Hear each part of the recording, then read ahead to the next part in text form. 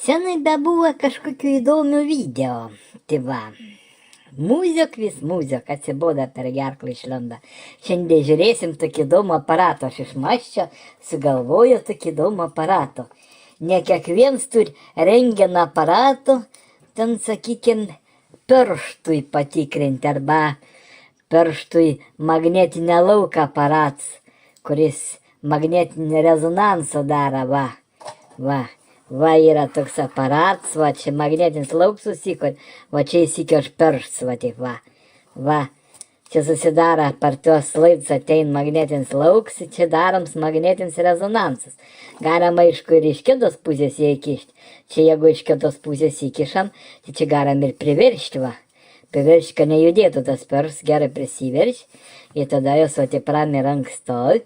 Ir tada daros magnetinis rezonansas. Tai va, ne kiekvienas tokį aparatą turi ir yra matę, va. Va, taip jis atrodo tas aparatas. Va, čia pirštai yra priveržimui. Šitas varžtelis.